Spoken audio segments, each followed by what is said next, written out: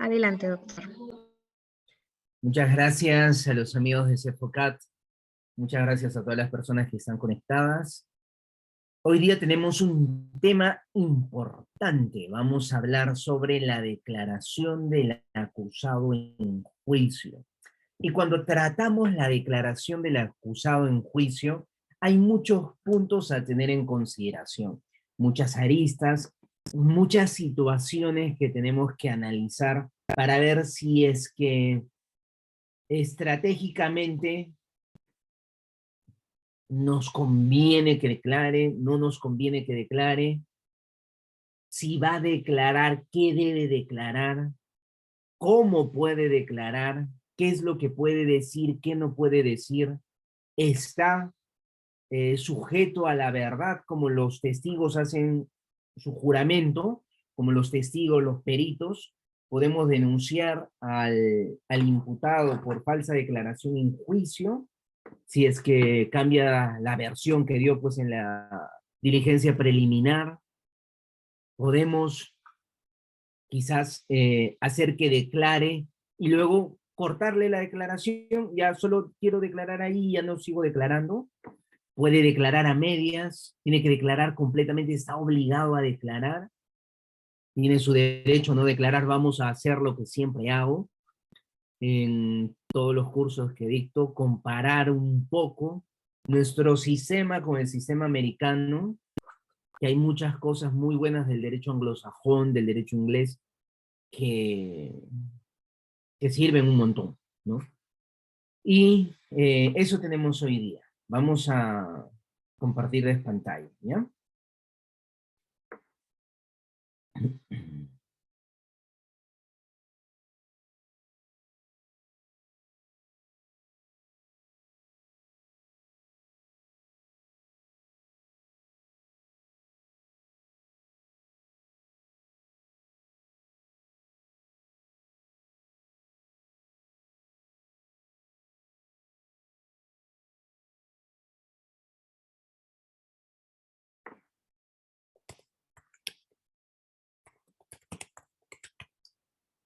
Bien.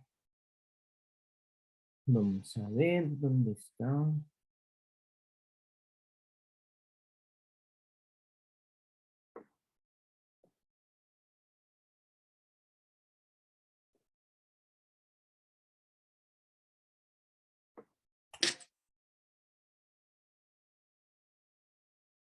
Ya, ahora sí. Ahora sí tenemos el archivo. Mm, ya. Ahora sí, por favor, confirmen si visualizan mi pantalla correctamente.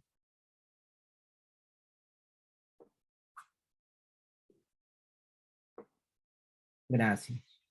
Sí se ve, ¿verdad? Correcto, Ya, doctor. Sí se puede ver. gracias. Siempre hago la confirmación porque me ha pasado que yo estaba hablando y nadie veía nada porque no se visualizaba. Pero, y así con la confirmación de ustedes ya podemos seguir. Buenas noches con todos los que están escribiendo en el chat, con todos los que están presentes, ¿no? Elizabeth, Slim, Karen, Sergio, Miriam, Milan. Muy buenas noches y empezamos. Ana, buenas noches. Todos escriben para que reciban su saludo, el saludo de buenas noches, claro que sí.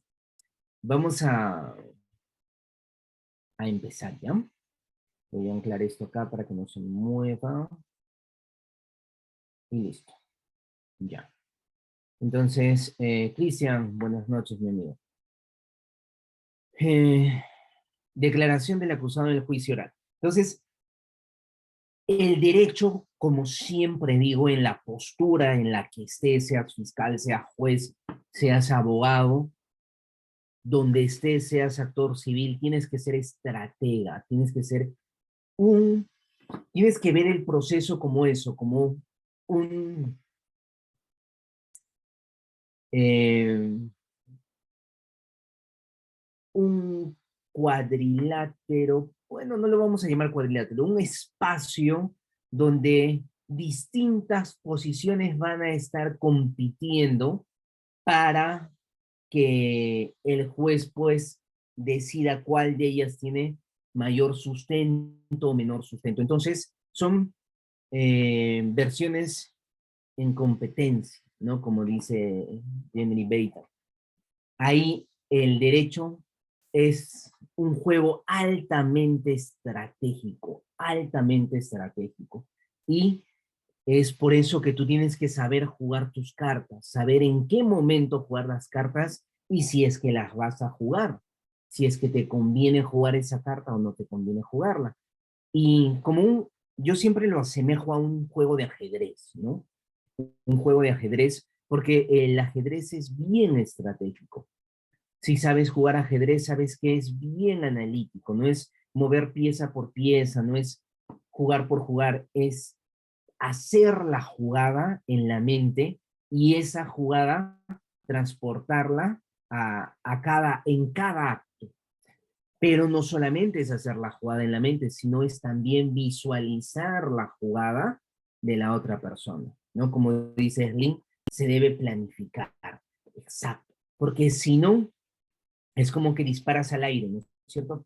Disparas al aire y al final pasa lo que pasa y no tiene mucho sentido, no es efectivo. Puedes hacer 20 disparos al aire y no sirve para nada.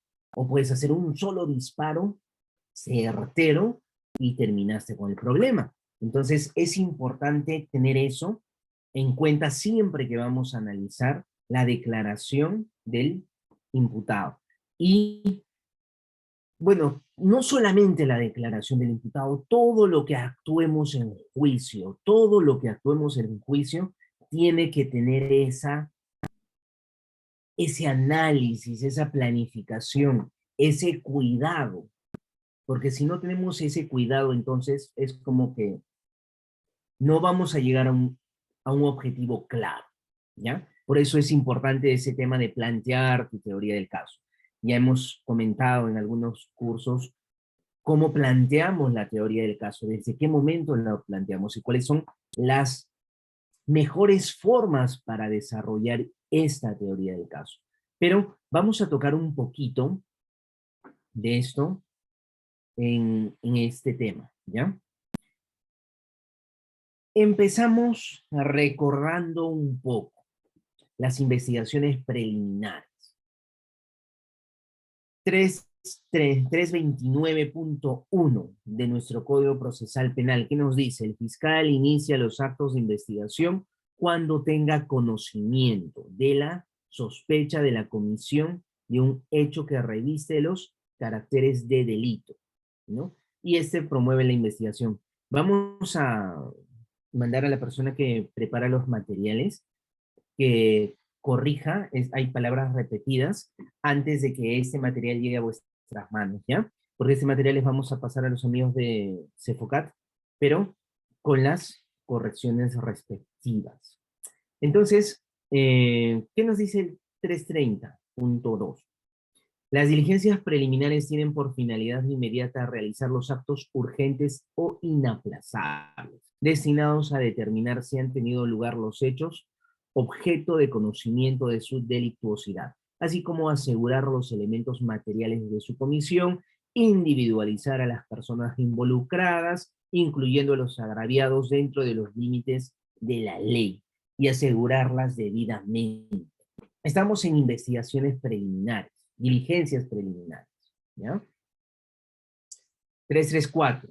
El plazo de las diligencias, conforme al artículo 3, es 20 días, salvo que se produzca la detención de una persona. No obstante, el fiscal puede fijar un plazo distinto, según las características, la complejidad, las circunstancias, etc. Entonces, es importante tomar en cuenta las diligencias preliminares porque va a ser el punto de partida de un proceso. Recuerden, cuando pasa un hecho criminal, ¿no? La famosa noticia criminal, inmediatamente empieza a operar todo el aparato del Estado. El Ministerio Público, con su órgano de apoyo, la policía, empieza a mover todo el aparato, un cadáver. Encontramos un cadáver, 3 de la mañana, tirado en el puente. ¿Tenemos que llamar a quién? A fiscalía. Fiscalía tiene que hacer el levantamiento del cadáver. Se hace, se acordona la zona y se empieza a hacer toda la investigación, toda la investigación. Entonces, esta etapa es la etapa inicial, la primera etapa, el primer contacto con la investigación penal, con el proceso penal. Entonces tenemos que ser cuidadosos y mirar desde el inicio, porque no solamente es la declaración del imputado y punto, sino cómo va a empezar esta declaración. Recuerden que muchas veces, si es que se logra intervenir a la persona, al sujeto activo del delito, se le va a tomar su declaración preliminar dentro de estas investigaciones preliminares. ¿Conviene, no conviene? ¿Va a hablar, no va a hablar? ¿Tiene derecho a guardar silencio? ¿Puede cambiar su versión? Entonces, esos detalles hay que analizarlos. El 334 nos dice también que quien se considera afectado por una excesiva duración de las diligencias preliminares puede solicitar al fiscal le determine y dicte la disposición que corresponda. Si el fiscal no acepta la solicitud del afectado, fija un plazo razonable, ese último podrá acudir al juez de investigación preparatoria, al juez de garantías, en el plazo de 5 días, instando su pronunciamiento. Y este juez de garantías va a resolver previa audiencia, con la participación del fiscal y del solicitante. Ahora,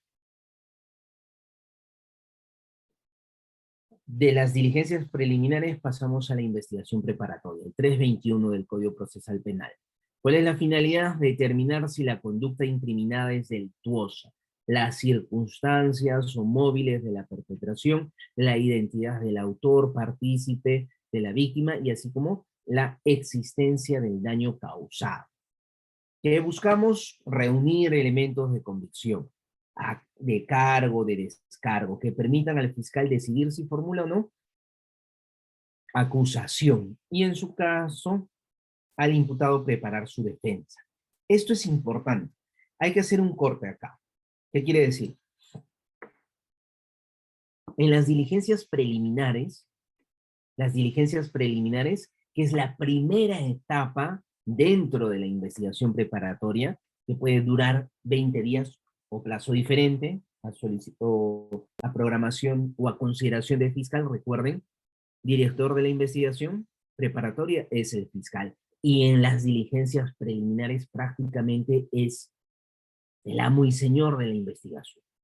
Él maneja toda la investigación, diligencias preliminares. Recuerden que no hemos comunicado todavía a un juez, el juez ni siquiera se enteró que existe una investigación preliminar. ¿Por qué? Porque es ahí donde Fiscalía, solo a discreción, ojo, a discreción decide pues qué caso es relevante o no es relevante, qué caso tiene sustento o no tiene sustento, y decide pues archivarlo. Archivar los casos que para él no tiene sustento y continuar con los otros que sí considera tienen sustento. Y al momento de formalizar ese quiebre, esa formalización da la comunicación al juez. Ahí en ese momento, este fiscal sigue siendo director de la investigación preparatoria, pero pierde ese poder de cerrar el caso, por ejemplo. Si el juez ya tomó conocimiento, el fiscal lo único que puede hacer si quiere cerrar el caso es una solicitud de sobreseimiento. Ya no puede archivar el fiscal, ya no tiene esa capacidad.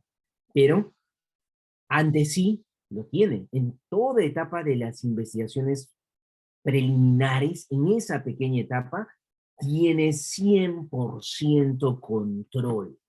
100% control de la investigación, del proceso. Y justamente en esas primeras etapas, si tenemos identificado al imputado, este va a ser una declaración. Una primera declaración puede estar detenido, una orden de allanamiento y detención preliminar, puede ser citado para declarar en esta investigación preliminar puede estar no habido, también es una posibilidad, puede estar no habido, pero en esas primeras diligencias va a desarrollarse. Esas actuaciones inaplazables, como nos dice la norma procesal, urgentes, que se tienen que actuar sí o sí. Luis nos dice, Luis Reyes, en muchos casos los fiscales solo hacen pruebas de cargo y no de descargo, solo usan pruebas que le convienen, porque muchos están propensos a que el control interno de la fiscalía les sancione. Entonces, ese artículo se vulneraría. Justo vamos a entrar a ese artículo, estimado Luis. Excelente comentario. Entonces, en esas diligencias preliminares, ahí se maneja esos actos urgentes de investigación. Fiscalía en esos actos urgentes de investigación se dio cuenta, pues, que sí hay elementos para continuar con la investigación preparatoria, para reunir elementos de convicción mayor, ¿no? Ya pasas de un nivel de investigación bien, bien general, bien eh, estructurada exclusivamente para conseguir los primeros elementos que necesitas para proseguir una imputación. No necesitas, pues, tener convencimiento, sospecha fuerte, no necesitas llegar a umbrales de convicción. ¿Por qué? Porque estamos en el primer paso, es como que estás escarbando la tierra, ¿no? Y de eso consigues ciertos elementos de convicción que te dicen, oye, sí, formaliza, podemos llegar a una acusación. Slim nos comenta, doctor, ¿y qué pasa cuando el fiscal establece que en el caso materia de investigación tiene conexión o vinculación con otro caso y solicita una ampliación para que se investigue?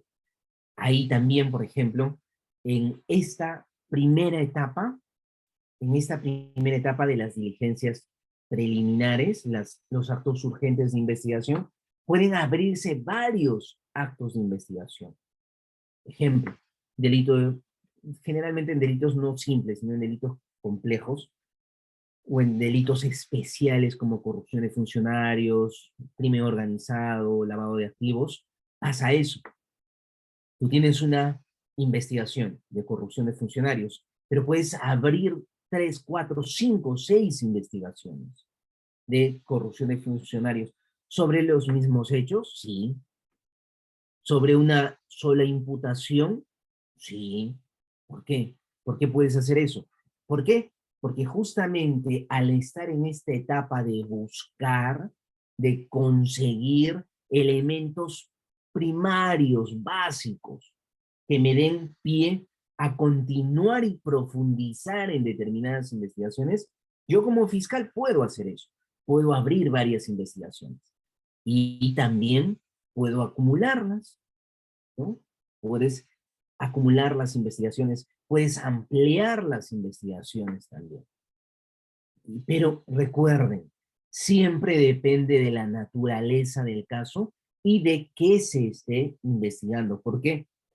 Porque ahí está donde el fiscal puede argumentar para hacer ampliaciones, para hacer acumulaciones, para hacer desacumulaciones en algunos casos. Entonces, todo eso se maneja en esta etapa de investigación preparatoria, en su fase preliminar o también en su fase posterior, cuando ya se formaliza la investigación. Pero una vez que formalizamos la investigación, Fiscalía, según el 321, tiene esa obligación de reunir elementos de convicción, de cargo y de descargo, que permitan al fiscal decidir si formula o no acusación. Entonces, aquí, justamente lo que comenta nuestro amigo es cierto. ¿Por qué? Porque estamos en un momento procesal donde el representante del Ministerio Público es director de la investigación preparatoria. ¿Qué quiere decir? Él va a dirigir toda la investigación. Toda la investigación. al ser director de la investigación preparatoria, este representante del Ministerio Público tiene que estar pues premunido de un criterio de objetividad. Tiene que ser objetivo porque la ley lo manda, si no solamente el 321 del Código Procesal Penal, la ley orgánica del Ministerio Público, también le ordena. La Constitución Política del Perú también le ordena que sea objetivo. Eso quiere decir que tiene la obligación de ver los elementos de cargo y de descargo. En la práctica, ¿qué sucede? Sucede que el representante del Ministerio Público reúne solamente los elementos de cargo y no considera los elementos de descargo. Y ahí hay un error, porque a diferencia de la defensa técnica, el fiscal está obligado, tiene ese deber de objetividad. Y al tener ese deber de objetividad, si ve una prueba de descargo, no puede pues hacerse de la vista gorda y decir, oye, no lo sé, no sé, no he visto nada. No, no puede. ¿Por qué? Porque tiene ese deber de objetividad. Y tiene que necesariamente valorar, actuar la prueba de descargo. Diferente es la defensa técnica. La defensa técnica puede observar una prueba que no le favorece, que le favorece al fiscal. ¿Tiene alguna obligación de indicar algo? No. ¿Por qué? Porque no tiene ese deber de objetividad. La defensa técnica está puesta ahí para defender. Ojo, sin llegar al extremo de lo ilegal, ¿no? Sin llegar a ese extremo, obviamente, porque a veces muchos entienden esto como una carta abierta para hacer cosas irregulares para hasta conseguir pruebas, ¿no? Y no es así. Entonces siempre se debe trabajar en un marco ético, en un marco de corrección. Eso es lo más importante, porque si los que administran justicia, jueces, fiscales, si los operadores de justicia, los abogados, los que trabajan en el sistema de justicia, no actúan de manera correcta, pues el sistema de justicia que debiese ser el sistema más importante dentro de los tres poderes del Estado, se convierte en nada, pues, ¿no? Se convierte en lo que lamentablemente tenemos en nuestro país, un poder judicial que es el último de los tres poderes. Ojo, cogiendo el poder judicial como todo el aparato de justicia, ¿no? Que incluye las procuradurías, las defensas de oficio, la fiscalía, porque son parte del sistema de justicia. Y en los, no vamos a decir mejores países, en los países quizás más estructurados, con una eh, situación económica más estructurada, social, dentro de los poderes del Estado, es el poder judicial el poder más representativo en ese Estado. Porque justamente la justicia enfoca todo eso, ¿no? Y ejerce ese control de todas las partes. Pero si tenemos pues una justicia que no puede acreditar confianza en la gente, obviamente va a ser pues disminuido, ¿no? Como pasa en el caso de nuestro país, ¿no? Y es un caso real.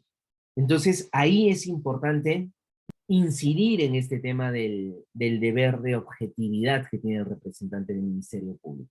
¿Por qué? Porque es la obligación que tiene la Fiscalía de este deber de objetividad. Es una obligación, no es una facultad, no es que si decido o no decido. Pero es verdad, muchas veces se olvidan eso, pues si se ponen como si fuese una parte procesal más y se pelean ahí, ¿no?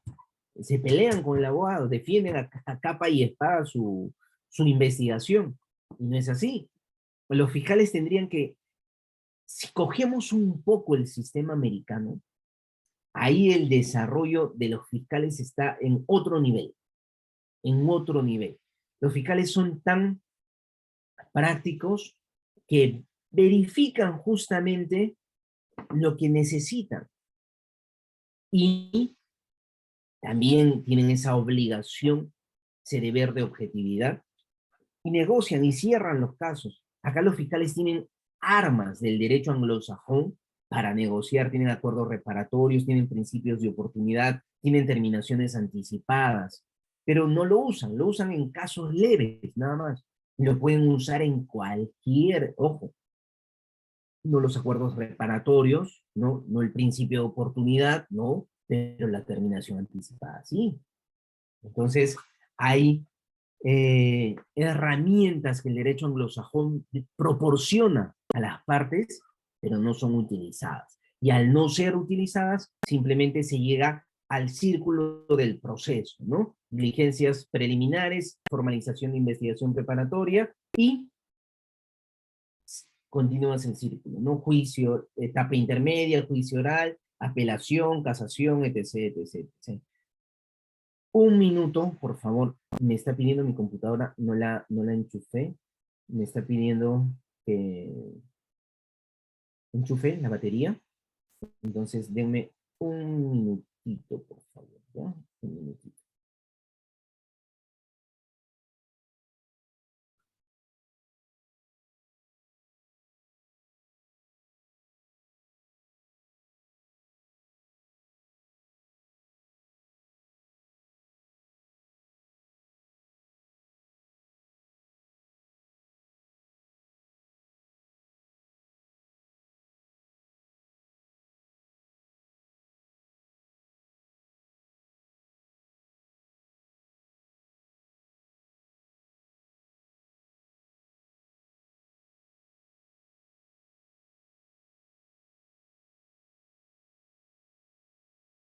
Ahora sí, porque si no, se nos cae la señal.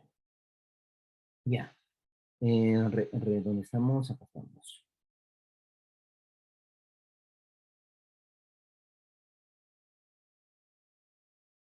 Ya, ahora sí ya visualicé mi pantalla, ¿verdad? Entonces, es importante que nosotros como abogados, recuerden, los abogados servimos para regular el sistema, regulamos el sistema, si, los abogados no podemos ser solamente una partecita más en el proceso. Tenemos que ser, recuerden, lo que nos da el código, ¿qué nos da? Principio de igualdad de armas, ¿no es cierto? Acá está el fiscal, acá está el juez, ya, el juez va a estar acá al medio, por decir, acá está el medio el juez, acá está el abogado. Los tres están en igualdad de condiciones con roles distintos, con funciones distintas, pero existe ese principio de igualdad de armas. Recuerden. Y ojo, muchos piensan que el principio de igualdad de armas es solo, pues, ya el fiscal y el abogado están al mismo nivel, y el juez no, el juez está arriba, pues es el juez, ¿no? No, el principio de igualdad de armas pone a todos los actores del proceso en igualdad de condiciones. Todos los actores del proceso. Fiscal, defensa técnica, actor civil, juez, con roles distintos. Ojo, con roles distintos. Pero si tú no entiendes este principio de igualdad procesal y sientes, no, el juez es el juez, pues no. Está arriba el juez, arriba. Yo abogado estoy acasito, ¿no? Si tú entiendes así, vas a dejar pues que un montón de atropellos, abusos o situaciones irregulares se presenten y se validen. ¿Por qué? Porque dices, no, el juez no está validando. Pues. O sea, tú puedes objetar a un juez si está haciendo preguntas, si está fuera de sentido. No, pero ¿cómo le voy a objetar al juez? No puedo objetar al juez. ¿Quién dice que no puedes objetar al juez? No puedes objetar al juez. Claro que sí. Recuerda, ese principio de igualdad de armas es fundamental. Recuerden, todos somos abogados. El fiscal es abogado, el juez es abogado, el actor civil es abogado, la defensa técnica es abogado, todos somos abogados. Eso es algo importante que deben entender, todos somos abogados. Hay roles distintos en el proceso, pero el fiscal, por el hecho de que es director de la investigación preparatoria, va a hacer lo que le da la gana. No puede hacer lo que le da la gana. Está regulado su actuación. El abogado, porque es abogado, va a hacer lo que le da la gana. No puede hacer lo que le da la gana. El juez, porque es juez, va a hacer lo que le da la gana. No, no puede hacer lo que le da la gana. Entonces, ahí es importante yo como abogado, ¿cómo regulo el sistema? Si yo no regulo, si yo, el juez está interrogatorio, ¿no? Ya preguntó fiscalía, preguntaron todos los abogados, pregunta la defensa, y el juez dice, yo quiero hacer algunas preguntas. Y resulta pues que el juez se pone a interrogar, ¿no? Porque recuerden, el juez tiene que hacer preguntas, claro, puede hacer preguntas aclaratorias, específicas, solicitando precisiones, pero el juez no se puede poner pues a interrogar, ¿no? Y tú como abogado, dejas que interrogue, no lo objetas, no lo, no lo frenas, no, es que ¿cómo le voy a frenar? Pues es el juez, ¿no? No, principio de igualdad de armas, recuerden. Todas las partes en el proceso están en igualdad de condiciones. Entonces ahí es donde ejercemos el control. Es ahí donde le decimos al fiscal, oye fiscal, tienes que hacer tu trabajo objetivo, tienes que valorar pruebas de cargo y de descargo. No estás de adorno como director de la investigación preparatoria.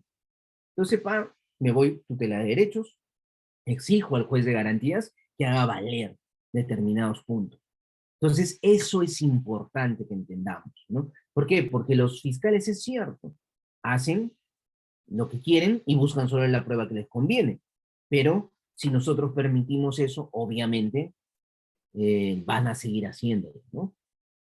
Ahora, el rol del juez de la investigación preparatoria, el 323 de nuestra norma procesal. El juez de la investigación preparatoria está facultado para autorizar la constitución de las partes, pronunciarse sobre las medidas limitativas de derecho que requieran orden judicial, las medidas de protección, resolver excepciones, cuestiones previas, prejudiciales, realizar los actos de prueba anticipada, controlar el cumplimiento del plazo. Eso hace el juez. Su rol, su rol. No quiere decir que esté encima, abajo, al costado, no, su rol, igualdad de armas. ¿Qué hace la defensa técnica? El abogado, defensor y el imputado. ¿Cuáles son sus derechos? Artículo 71. Conocer los cargos formulados en su contra y en caso de detención que se le exprese la causa motivo de dicha medida, entregarle la orden de detención girada en su contra cuando corresponda, designar a la persona o institución a quien se le va a comunicar su detención, ser asistido desde los actos iniciales de investigación por un abogado defensor, abstenerse a declarar si acepta hacerlo, a que su abogado defensor esté presente en su declaración o en todas las diligencias, que no se empleen en su contra medios coactivos, intimidatorios, contrarios a su dignidad, no ser sometidos a técnicas, métodos que induzcan, alteren su voluntad, no sufrir restricción no autorizada ni permitida por la ley, a ser examinado por un médico legista, en su defecto otro profesional de la salud, cuando su estado así lo requiera. Derechos del imputado. Ahora, algunos comentan pues que estos derechos del imputado son parecidos a los derechos de Miranda del sistema americano. Y no, pues desde mi punto de vista no, no es que no tengas nada de parecido, lo que pasa es que se aplican de manera muy diferente, ¿no? Los derechos de Miranda son garantías establecidas al momento de una intervención, taxativas, que no se pueden pasar por alto. Estos derechos del imputado son taxativos, en teoría sí, pero a diferencia de los derechos de Miranda, no establecen pues procesalmente los mismos mecanismos, ¿no? Pero los puedes utilizar, sí los puedes utilizar, la mayoría de estos casos, vía tutela de derechos, ¿no? ¿Cuáles son los derechos del abogado defensor, el 84 del nuevo Código Procesal Penal?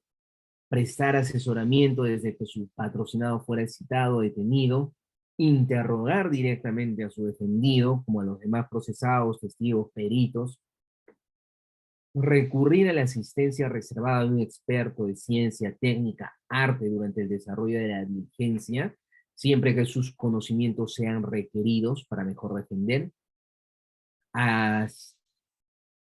abstenerse de intervenir de manera directa, participar en todas las diligencias, excepto en la declaración prestada durante la etapa de investigación por el imputado que no defienda, presentar peticiones orales, escritas, tener acceso al expediente fiscal, judicial, informarse del proceso sin más limitación que la prevista en la ley, obtener copia simple de actuaciones, ingresar a los establecimientos penales, dependencias policiales, expresarse con amplia libertad en el curso de la defensa, oralmente, por escrito, siempre que no ofenda el honor de las personas, sean naturales o jurídicas, interponer cuestiones previas, cuestiones prejudiciales, excepciones, recursos impugnatorios y demás medios de defensa permitidos por la ley. Bastantes derechos tenemos, ¿verdad? Bastantes derechos.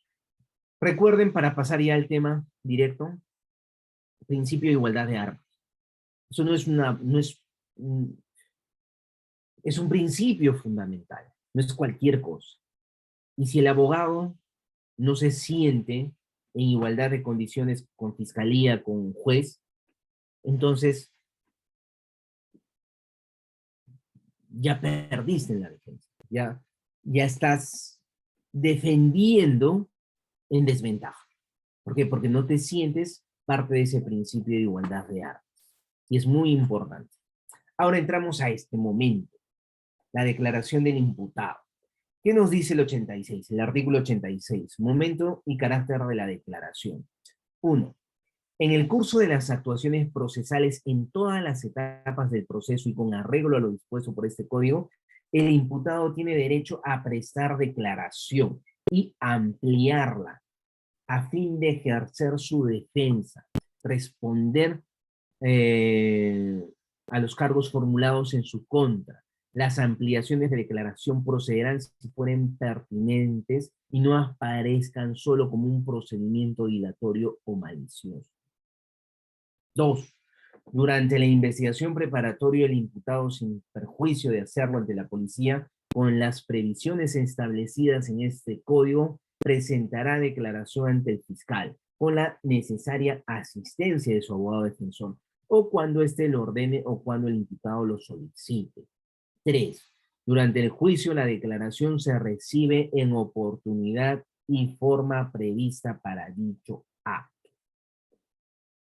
Artículo 87. Instrucciones preliminares. Antes de comenzar con la declaración del imputado, se le comunicará detalladamente el hecho, el objeto de imputación, los elementos de convicción, las pruebas existentes, las disposiciones penales que se consideren aplicables. De igual modo, se procede cuando se trata de cargos ampliatorios, los nuevos elementos de convicción, ¿no? Tal y como se ha establecido en numeral 2 del artículo 71. Ahora, esto es como texto, ¿no? Texto poco aplicable en la realidad. ¿Por qué? Porque ¿cuántas declaraciones han participado ustedes? No hacen eso, ¿no? Pero vuelvo a lo que les acabo de decir hace poco. Si no hacen eso es porque no estamos ejerciendo control. Es que no estamos ejerciendo nuestra función de defensa técnica. ¿Por qué? Porque si tú dejas que empiece la declaración, te citan a declarar, no va a ver su patrocinado, usted es el abogado, su carnet, su DNI, señor, ya siéntense, te hacen esperar porque recién ahí recién están armando cuando tú ya estás entrando a declarar, recién están armando, estamos en diligencias preliminares, ojo, en juicio es otra cosa, ya recién están armando las preguntas, ¿no? Luego de frente te pregunta, a ver señor, ya su nombre, su DNI, su dirección, cuánto gana, dónde vive, cuántos hijos tiene, casado, soltero, a qué se dedica. Luego ya vamos a empezar con la investigación. ¿Y tú crees que te leen tus derechos? Cumplen con lo que dice el 87, te dicen cuáles son los elementos de convicción, cuáles son las pruebas existentes, cuáles son las disposiciones penales. Tendría que estar fiscalía obligatoriamente presente al inicio de la declaración. ¿La fiscalía al inicio?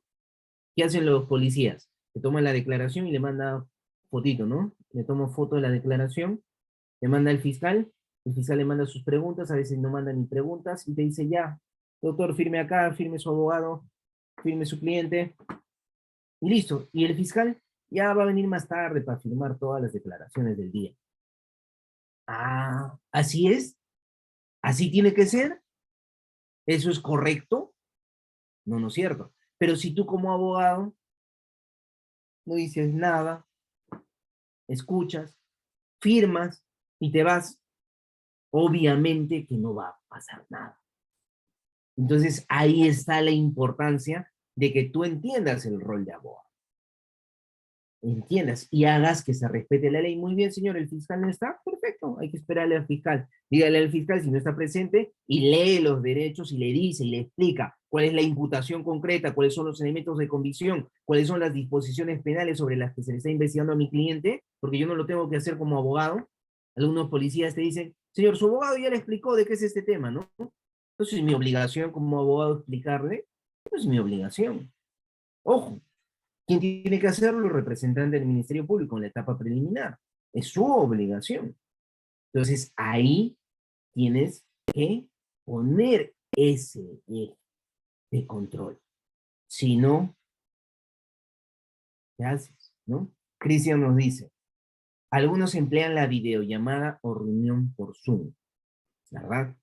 Ojo, no es malo que se hagan las declaraciones por Zoom, facilita mucho a nosotros abogados, todas las partes les facilita un montón.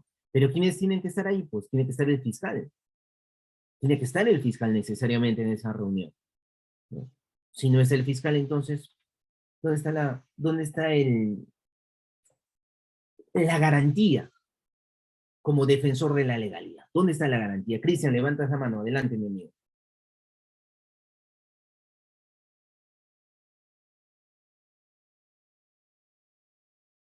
Cristian, haz tu pregunta, mi amigo.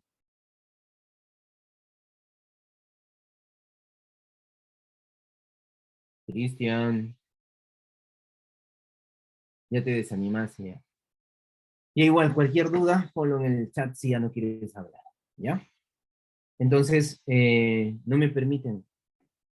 Ajá, ya. Slim tampoco no puede hablar. Ya, vamos a dejar las preguntas para el final porque recordemos las instrucciones de nuestros amigos de Cefocat. Te han dicho preguntas al final. Entonces, vamos a dejar todas esas duditas para el final. Vamos a tratar de dar siquiera 30 minutos porque lo más importante de un evento es eso, es la interacción. Entonces, sus preguntas, que las utilizamos al final, son lo más importante. No son lo más importante, porque ahí es donde encontramos verdaderas respuestas que sirven para el día a día, que nos sirven a todos, ¿no? Entonces, al final, vamos a terminar 30 minutos antes para tener 30 minutos de preguntas, conversatorio, respuestas, ¿ya? Entonces, seguimos. De igual manera, punto 2 del 87, se advierte que tiene derecho a abstenerse a declarar, que esta decisión no puede ser utilizada en su perjuicio, se le instruye sobre su derecho a la presencia de su abogado defensor, que puede nombrarlo, se puede designar de oficio. 3, tiene que ser informado que puede solicitar la actuación de medios de investigación, de prueba, declaraciones. 4, se le puede exhortar a que responda con claridad, precisión a las preguntas que se le formule el juez, el fiscal durante la investigación. Si coopera pronto, se le puede dar el beneficio de la confesión, el beneficio de la colaboración, ¿no? Que son beneficios que también uno tiene que analizar como estrategia. El 87 nos dice, ¿qué más? Contenido de la declaración. 3. Luego se interrogará al imputado. En la etapa preparatoria lo hará directamente el fiscal y el abogado defensor. En el juicio participarán todas las partes mediante decreto. El juez puede hacerlo excepcionalmente para cubrir algún vacío en el interrogatorio. En el interrogatorio las preguntas tienen que ser claras, precisas. No pueden formularse preguntas ambiguas, capciosas, subjetivas. Estamos en interrogatorio directo, ¿no? Durante la diligencia no puede conectarse de modo alguno el imputado, ni inducirlo, coactarlo, ni inducirlo o determinarlo a declarar en contra de su voluntad. 5. Puede realizarse en dicho acto las diligencias de reconocimiento de documentos, personas, voces, sonidos. 6. Si por la duración se notan signos de fatiga, falta de serenidad, la declaración puede ser suspendida. Durante la investigación preparatoria, la lectura de la declaración, ¿no? Si durante la investigación preparatoria el acta que contenga la declaración del imputado se reproducirá del modo más fiel posible. el imputado no está autorizado a dictar sus respuestas. La diligencia en dicha etapa finalizará con la lectura o firma, en su caso, la impresión digital del acta por todos los que intervienen. Si el imputado se niega a declarar, total, parcialmente, se hace constar en el acta. 3.24. La reserva y secreto de la investigación. Pero antes de pasar acá, vamos a cerrar puntos importantes en la declaración del imputado. Como ven, el sistema está estructurado de manera garantista, ¿verdad? Es un sistema acusatorio adversarial garantista. Por otros le dicen con rasgos adversariales, ¿no? Porque nuestro sistema romano-germánico prima, prima. Pero hay figuras del derecho anglosajón que se pueden utilizar y tendrían, a mi modo de ver, que usarse más. No se usa. Y parte de eso es la declaración del imputado. Nuestro sistema es más benévolo que el sistema americano, por ejemplo. ¿Por qué? Quinta enmienda de los Estados Unidos de Norteamérica. Tu derecho a guardar silencio, ¿no? Tú tienes derecho, nadie te puede obligar a declarar, menos a declarar de nada, ni en tu contra ni en contra de nada. Nadie te obliga a declarar. Eso es tu derecho constitucional a la quinta enmienda, tu derecho a guardar silencio. Pero cuando tú aceptas declarar, ojo, cuando tú aceptas declarar en el juicio, entonces ahí ya no puedes parar. ¿Qué quiere decir? ¿Yo acepto declarar? Sí, perfecto, voy a declarar. Entonces empiezo a declarar. Y luego siento que el fiscal pues, me hace preguntas incómodas. ¿Sabe qué, señor? Ya no quiero declarar. Ya no quiero declarar, me voy. No quiero. Ya no puedes hacer eso. Sistema americano, ojo, sistema americano. ¿Por qué? Porque cuando tú rechazas el derecho a la quinta enmienda, tu derecho a guardar silencio, entonces ya te sometes al interrogatorio completo, ya te sometes a todas las preguntas de todas las partes en el proceso. No puedes decir yo no sé, estás obligado a declarar. Y si es que no declaras o mientes, tienes responsabilidad penal. Puedes salir con otro proceso. Ojo, sistema americano, sistema peruano o sistema eurocontinental. Te citan para declarar. ¿Tienes derecho a no declarar? Exacto, tienes derecho a no declarar. Pero decides declarar. Entonces sales y declaras. Pero el fiscal te hace preguntas incómodas. ¿Sabes qué, señor juez? Ya no voy a declarar. El fiscal no me hostiga. Me hostiga el fiscal. No quiero declarar. Ah, muy bien, señor. Es tu derecho a guardar silencio. Ojo, ¿eh? Diferente. Es tu derecho a guardar silencio y simplemente ya ahí dejamos, pues ya no declara. Fiscal dice, señor juez, solicito autorización para leer su declaración preliminar. Ya lee, pues. Ahora, si el imputado miente, tergiversa la información, dice una cosa por otra, ¿lo vamos a procesar en el sistema eurocontinental, en nuestro sistema peruano? No. Lo que sí se hace en el sistema americano. ¿Se dan cuenta? Claro, como dice Slim, perjurio. Eso se hace en el sistema americano. Se le procesa por perjurio. Entonces, sí es, no es, ojo, el perjurio no es cualquier cosa. Recuerden que el sistema americano gradúa los delitos por gravedad, ¿no? Simples, intermedios y graves. Entonces, estamos en el perjurio como un delito grave. Ahora, en el sistema eurocontinental, el imputado tiene el derecho a declarar, no declarar, cambiar la versión, decir la versión que se le ocurre, porque no vamos a llamar mentiras, o sea, no existe un derecho a mentir. Una vez escuché a un juez que dice, oye, no, él tiene derecho a mentir, no existe un derecho a mentir. Ojo, no hay un derecho a mentir, no existe ese derecho a mentir. Tiene derecho a decir la versión que él considere, que él quiera, es su versión. Recuerden, Dutch, el maestro Dutch, siempre dice, el proceso penal son dos versiones en competencia. Es su versión de los hechos, su versión. Puede decir la versión, ojo, no es derecho a mentir, como algunos, he escuchado a algunos magistrados decir eso. Pero quiero que entiendan eso.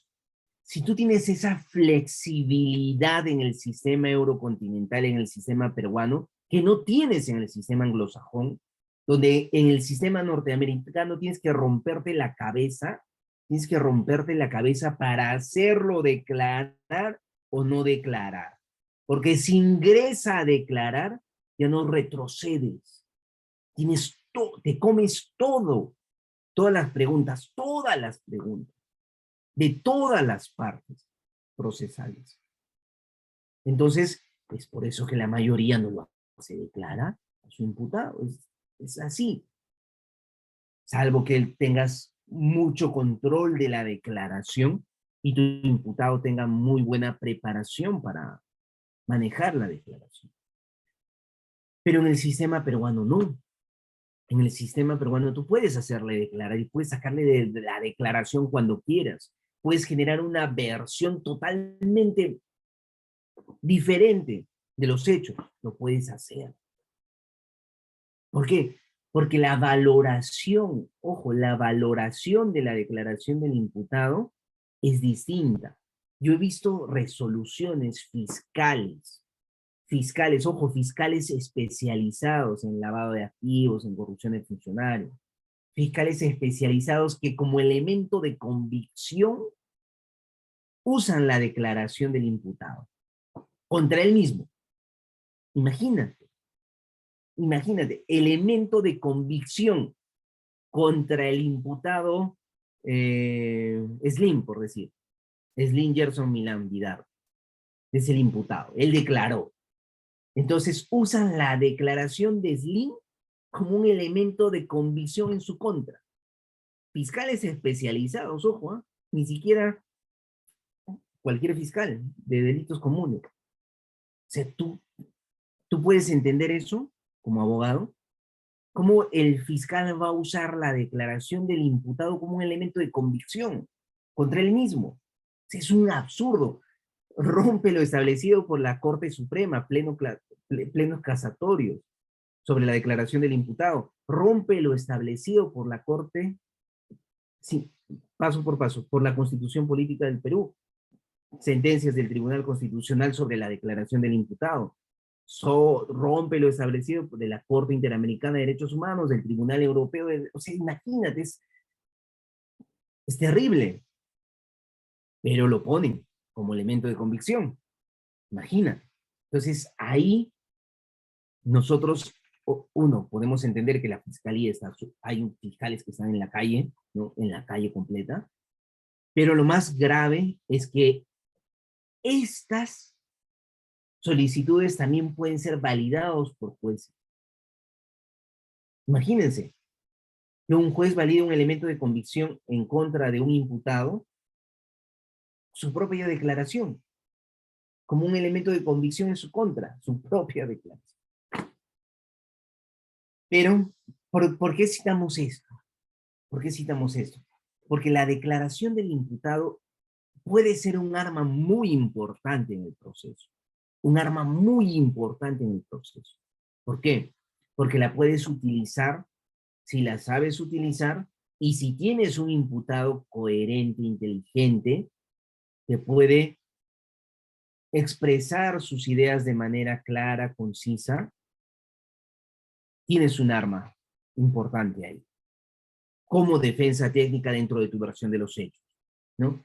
Pero si estamos en un escenario donde tu cliente no tiene esas cualidades, entonces es mejor ir a lo seguro y evitar una declaración. ¿Por qué? Porque te puede perjudicar en vez de ayudar a tu teoría del caso, ¿no? Entonces, eso es importante, entender que en nuestro sistema es abierto, no hay responsabilidad, no lo vamos a procesar por declarar como declare. Puede empezar a declarar y se puede retirar de la declaración. Puede declarar una cosa en investigación preparatoria, otra cosa totalmente distinta en juicio oral. Lo puede hacerlo. O sea, no hay responsabilidad. Tienes como un abanico libre para utilizar la declaración del imputado. Un abanico libre. Pero tienes que saber usar ese abanico. Y tienes que saber si la persona que va a declarar, el imputado, tiene esas cualidades para declarar, ¿ya? Eso como estrategia. Pero lo que tú tienes que tener claro es que nadie puede limitar la declaración del imputado. Ojo, muchas veces en juicio pasa esto. Está declarando el imputado, ¿ya? Y el juez le corta. Le dice, no, señor, eso no. O no, sobre eso no, señor. O el fiscal le corta, lo limita. Entonces tú tienes que garantizar, nadie puede limitarla. Pasa esto mucho también en la defensa material. No sé ustedes, no sé si se han percatado en varios procesos, alegatos finales, ¿no? Defensa, fiscalía, defensa técnicas, actor civil y defensa material. Entonces el juez le advierte todavía, no, ya señor, quiere hablar, tiene su derecho a hablar, le voy a escuchar, ya le doy 2 minutos, 3 minutos. Y por favor no me repita lo mismo que dijo su abogado, ¿ya? Hable, señor. Entonces empieza a hablar pues el cliente o el imputado y empieza a hablar pues lo que, quizás lo mismo que dijo su abogado, porque es lo que se acuerda quizás. Y el juez que hace, ¿sabe qué, señor? Ya le escuché. Ya le escuché, señor, está repitiendo lo mismo de su abogado, ya no vamos a escucharlo más. ¿Puede hacer eso el juez? No, pues, no puede hacer eso. ¿Por qué? Porque es su derecho. Si él quiere repetir lo mismo del abogado, respetando el tiempo, obviamente, porque si te dan 5 minutos, usa 5 minutos, 2 minutos, 3 minutos, 3 minutos. Porque eso es otra cosa. Controlar el tiempo procesal por la carga de los casos, etc. No puedes decir, oye, yo quiero hablar 5 días. Y no te van a escuchar los 5 días, ¿no? Pero no pueden limitar, así como no pueden limitar la declaración del imputado en contenido, en forma, no lo pueden limitar, tampoco pueden limitar el tema de su defensa material, no su última palabra, su último dicho. Ahora, otro punto importante, ¿quién interroga primero? Según nuestro código procesal, primero empieza fiscalía, después empieza todos los demás abogados, si existen más abogados, y al último, el abogado del imputado declarante, al último. ¿Tú puedes hacer que eso cambie? ¿Puedes declarar tú primero? Claro que sí. Ojo, ojo, no es, la estructura está en nuestro código, de la declaración preliminar, está en nuestro código, de la declaración del imputado, en juicio, está en nuestro código. ¿Tú puedes cambiar la estructura? Sí. Existen acuerdos de las juntas superiores de justicia que sacan sus plenos. Y ahí hay muchas veces debates sobre estos puntos. Si el interrogatorio directo es un interrogatorio abierto, es un interrogatorio que pretende proporcionar información de manera clara, sencilla, abierta, ¿quién tendría que hacer el interrogatorio directo? ¿La fiscalía que quiere meter preso a la persona que está declarando? ¿O es la defensa técnica? Es la defensa técnica, ¿no es cierto? La fiscalía tendría que hacer su contrainterrogatorio. Ahí hacerle las preguntas, tratar de sacarle el error, su pregunta sugestiva si quiere. Lo tendría que hacer. Entonces, puedes argumentar también en ese sentido, para que tú puedas hacer el interrogatorio primero del imputado, que no es la regla general, pero lo puedes hacer, ojo, es un punto importante. Ahora, vamos a mencionar otros puntos relevantes que quiero que tengan en cuenta, ¿ya? Reserva y secreto de la investigación, el 324, el 1, nos dice que la investigación tiene carácter reservada, solo puede enterarse de su contenido las partes de manera directa o a través de sus abogados acreditados en audio. El fiscal puede ordenar que alguna actuación, documento se mantenga en secreto por un tiempo no mayor a 20 días, que puede ser prorrogable por el juez de la investigación preparatoria por un plazo igual 20 días. cuando su conocimiento pueda dificultar el éxito de la investigación. La disposición fiscal que declara el secreto se notifica a las partes. 3. Las copias que se obtengan son para el uso de la defensa. El abogado que las reciba es obligado a mantener la reserva de la ley, bajo responsabilidad disciplinaria. Si reincidiera, se le notificará al patrocinado para que lo sustituya en el término de los 2 días. Artículo 325. Las actuaciones de la investigación solo sirven para emitir las resoluciones propias de la investigación en etapa intermedia.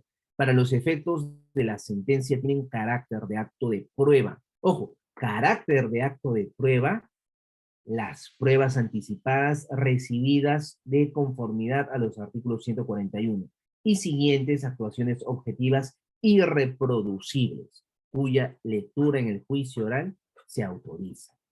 Esto es importante, recuerden. ¿Por qué?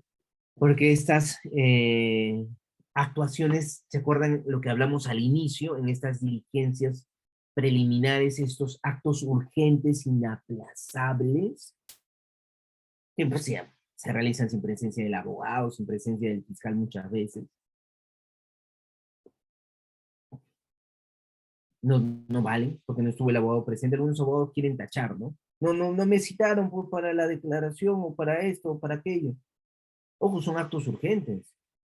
Puedes estar como no puedes estar. Eso no invalida el desarrollo. ¿Por qué? Porque esto va a seguir caminando. Va a haber un momento donde tú vas a poder ejercer la contradicción que quieras sobre determinado acto o tacharlo en la etapa intermedia o antes. Pero tienen carácter de acto de prueba. No es lo mismo con la prueba anticipada. La prueba anticipada, ¿qué es? Es un medio de actuación probatorio en la que antes del juicio vamos a usarlo. ¿Por qué? Por perentoriedad, porque se puede dañar, por temporalidad, etc, etc. Entonces, en ese escenario, ¿qué hacemos con la prueba anticipada? La actuamos antes del juicio. Slim nos hace una pregunta muy importante. ¿Cuál es la diferencia entre una prueba anticipada y una prueba preconstituida? Buena pregunta, Slim.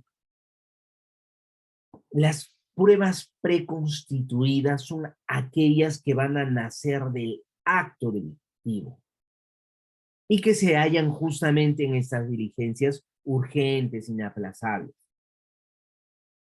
Ejemplo, un cadáver. El cadáver, casquillos de bala, eh, sangre, hisopados, etc, etc, etc. Eso constituye prueba preconstituida. ¿Qué quiere decir?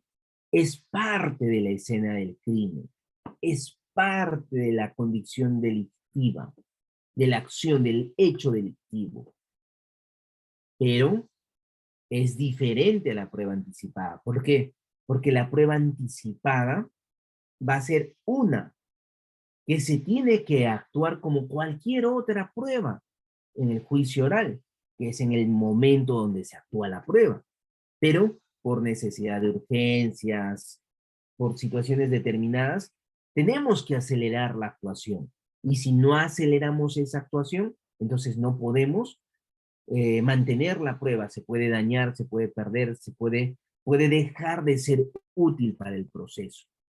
Puede dejar de ser útil para el proceso. Entonces, ahí, por ejemplo,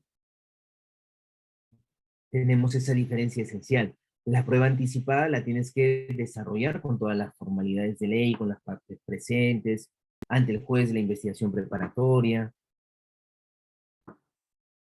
La prueba preconstituida no, está ahí, ¿no?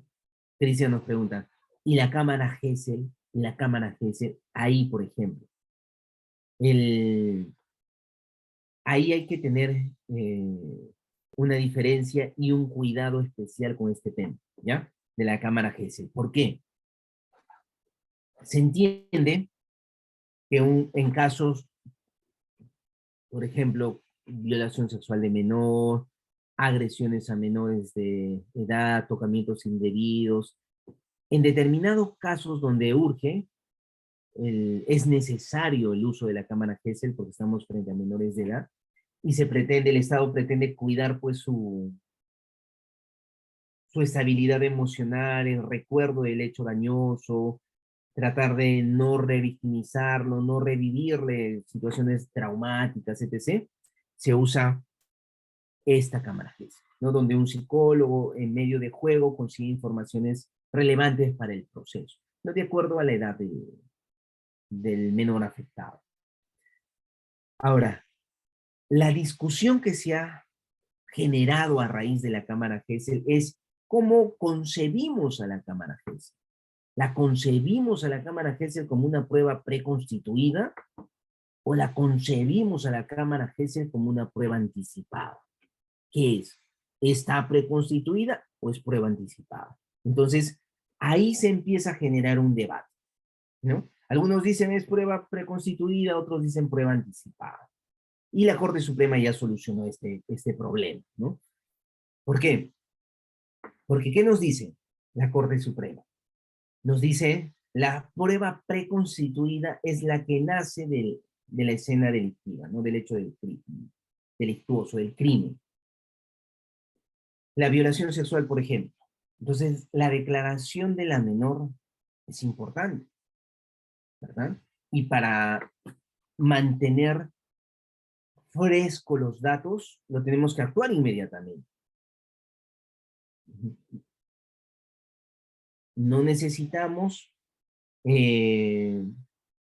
validar, no necesitamos, puede estar presente la defensa o no puede estar presente la defensa, puede estar presente el actor civil, no puede estar presente el actor civil, puede estar presente, no se cita al juez de investigación preparatoria. Entonces, se analizaba como prueba preconstituida, ¿no es cierto? Pero ahí empezó el cuestionamiento de las vulneraciones que se comete sobre esta cámara Gesell, sobre la cual no se ejerce ningún tipo de control. Entonces, se empezó a cuestionar tanto que la Corte Suprema dijo, ya, vamos a analizar este tema. Y verificó que efectivamente se tiene que trabajar la cámara Gesell como una prueba anticipada y no como una prueba preconstituida. Porque si trabajamos la cámara Gesell como una prueba preconstituida, le estamos dando pues efectos que imborrables en el desarrollo del proceso. ¿Qué quiere decir? Que esta cámara Gesell va a tener este carácter de acto de prueba. Carácter de acto de prueba. Entonces, cuestionarla ya se convierte pues en una situación imposible, ¿verdad? ¿Por qué? Porque si quieres traer a la menor a juicio, ¿qué te dicen? Oye, revictimización, no podemos traer a la menor a juicio. Ah, muy bien, ¿no? Entonces, ¿qué hago? Ya no la constituyo, ya no la puedo refutar, como dice Slim, ¿no? Recopilación de la información obtenida es irrefutable. Era, ojo, ¿no? Ya no la puedo, ya no la puedo. ¿Qué hago? ¿Qué hago yo como abogado? Si ya no puedo hacer nada frente a la Cámara Gesell porque la concebían como una prueba anticipada, perdón, una prueba preconstituida. Entonces, no puedo hacer nada. Pero la Corte Suprema dijo, no, esto se tiene que ver como una prueba anticipada. ¿Por qué se tiene que ver como una prueba anticipada? Porque tienes que analizar, ¿qué cosa? El contenido de esa declaración y someter ese contenido a debate. Y ese contenido en debate, bajo el principio de oralidad y contradicción, tiene que estar bajo control. ¿Control de quién? De las partes procesales. Y es por eso que no puede ser una prueba preconstituida, sino una prueba anticipada. Y es por eso que obliga que esta prueba anticipada de la Cámara Gesell se valide y se someta a debate, para no especificar el término, a debate en el juicio, por esa naturaleza, ¿no? Entonces, ¿la podemos refutar? Claro que sí. Y tú puedes traer tu experto, en una psicóloga experta también, que puede refutar la interpretación que le da la psicóloga. Claro que sí, lo puedes hacer. ¿Por qué? Porque ya la concebimos como una prueba anticipada. Es lo mismo, yo cualquier prueba anticipada la puedo en juicio atacar. La puedo someter al contradictorio. ¿Sometemos al contradictorio la prueba preconstituida? Pues no es cierto. Nosotros ya la concebimos ahí como acto de prueba. El cadáver, los casquillos de arma, la sangre, la prenda que se encontró ahí. ¿Te das cuenta de la diferencia? Entonces, esa diferencia es esencial, es esencial. Ya, bueno, la solicitud, eso ya 43, ¿no? 44, ya, la audiencia, que lo vas a desarrollar la audiencia, la puedes apelar, ¿no? Eh, ya, la noticia criminal, la obligación de denunciar, ya, esto, ¿ya? La calificación jurídico-penal, el 334, ¿qué nos dice? Hecho atípico, no justiciable, causas de extinción de la acción penal.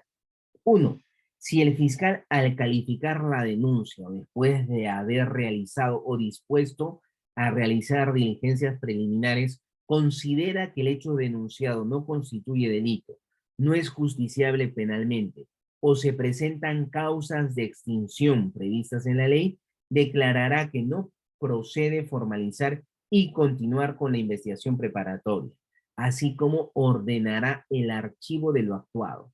Esta notificación se cursa a las partes, ¿no es cierto?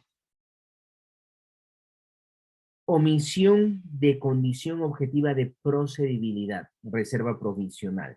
Cuando aparezca que el denunciante ha omitido una condición de procedibilidad, que de él depende, se dispondrá la reserva provisional de la investigación, notificando al denunciante. Identificación del autor. En caso que el hecho delictuoso y la acción penal no hubiese prescrito, pero falta la identificación del autor o partícipe, se ordena la intervención de la policía para tal fin. Queja de derecho. El denunciante que no estuviese conforme con la disposición de archivar las actuaciones o la reserva provisional de investigación va a requerir al fiscal en el plazo de 5 días que eleve las actuaciones al fiscal superior. El fiscal superior, dentro del 5.º día, puede ordenar que se formalice o que se archive las actuaciones según corresponda. ¿Por qué es importante tener claro esto? Porque lo que justamente hemos visto al inicio, en esta etapa de diligencias preliminares, el fiscal, recuerden eso, el fiscal es el amo y señor de la investigación. Tiene todo el control, control absoluto, control absoluto. Y ese control absoluto muchas veces genera mucha indefensión o mucha vulneración a las partes procesales. ¿Por qué? Porque el abogado no ejerce el control en esa etapa. Y esa es una de las etapas más importantes. Porque si tú no ejerces el control en esa etapa, todo lo que se consigue en esa etapa casi es el 80% de lo que vas a ver en el juicio. Esto es importante. Todo lo que consigues en esa primera etapa, que puede durar 20 días, las diligencias urgentes, inaplazables, la investigación preliminar, todo representa el 80% de lo que vas a ver en el juicio oral. Y si tú no le das importancia a esta etapa procesal, entonces vas a complicar tu desarrollo de defensa más adelante. Ojo, siempre que estés desde el inicio. Si tú coges pues el caso ya en etapa intermedia o en juicio oral o a mitad de investigación preparatoria, ya es otro escenario, ¿no? Ya, la formalización, la disposición de formalización. Ya, esto es la definición, esto es el inicio. Ya esas son las cuestiones de investigación que ya las conocemos. Plazo. Mencionamos rapidito esto, ¿ya? Del plazo. El 342 del Código Procesal Penal nos dice, el plazo de la investigación preparatoria es de 120 días naturales. Solo por causas justificadas, dictando la disposición correspondiente, el fiscal puede prorrogar por única vez hasta por un máximo de 60 días. Y luego puede prorrogar extraordinariamente hasta por un plazo máximo de 30 días. Casos comunes, ¿no? Si estamos en investigaciones complejas, el plazo de investigación preparatoria es de 8 meses. La prórroga por igual plazo debe ser concedida por el juez de investigación preparatoria. ¿De cuánto? 8 meses máximo. Ojo, en estas prórrogas no es que yo use los 8 meses necesariamente. Y no es que si no lo uso lo puedo usar después. Ojo, esto es importante para entender. Si es que en todos, en los tres casos, simple, complejo, crimen organizado, si estamos en crimen organizado, plazo 36 meses, ¿no? Entonces, en ese escenario, en cualquiera de los escenarios, simple, complejo, crimen organizado, en cualquiera de los escenarios, la estructura nos pone un marco, que es el plazo. Tenemos ese marco, ¿verdad? 120 días. Y la ley te dice que la puedes prorrogar. ¿Por cuánto? Por 60 días. Yo pido 40 días y luego quiero pedir 20 días más, justificando que podía pedir 60, pero solo pedí 40 y tengo 20 que me restan. No funciona así. Ojo, no funciona así. No es que te restan 20. Si no pediste los 60 y pediste 10 o pediste 30, ese es el plazo que vas a usar. No puedes pedir ampliación de la ampliación. Ojo, no es que no lo puedas, lo puedes hacer. Pero ahí está justamente el tema de la argumentación. Para la ampliación de la ampliación necesitas una especial argumentación. ¿Te pueden conceder ampliación de la ampliación? Sí, pero con especial argumentación. Y lo mismo, si tú tienes que oponerte, de acuerdo al escenario procesal en el que estés, tienes que oponerte, ¿no? No es que los 8 meses y prorrogable por 8 meses más, pedí 6 meses, tengo 2 meses que me deben. No, no funciona así. Ya eso es muy importante que tengamos claro en el tema del plazo. Luis nos dice, doctor, buenas noches, ¿se puede plantear control del plazo en la investigación preliminar? Claro que sí, pero recuerda, ¿cómo haces el conteo? Muchos abogados quieren plantear control del plazo, pero no hacen el conteo correcto. ¿Qué necesito yo para plantear control del plazo? ¿Qué quiere decir? Esta figura del nuevo modelo procesal nos da esa facultad de poder ejercer control en la investigación. ¿Qué quiere decir? Diligencias preliminares 20 días, pasaron sus 20 días, formaliza la investigación, 120 días de investigación preparatoria.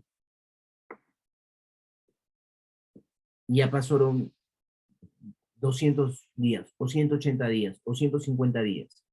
¿Puedo pedir control del plazo? Sí. Pero para pedir el control del plazo tienes que hacer el conteo. ¿Cómo haces el conteo? Verificas el inicio de la formalización de la investigación preparatoria y de ahí sacas. Y tienes que restar todas las resoluciones de suspensiones de plazo, que con la pandemia han habido un montón, ¿no? Más de 26 resoluciones de suspensiones de plazo.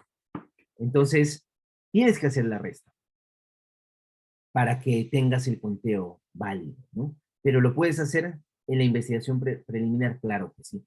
El único requisito es que se haya excedido, que estés fuera. Ojo, si yo me excedo,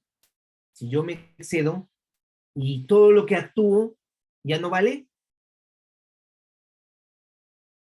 yo fiscal me excedí.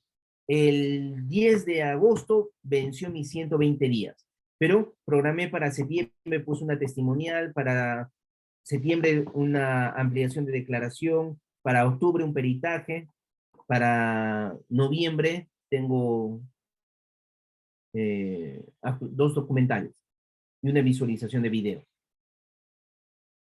Todo lo que estoy actuando fuera del plazo, ¿ya no sirve?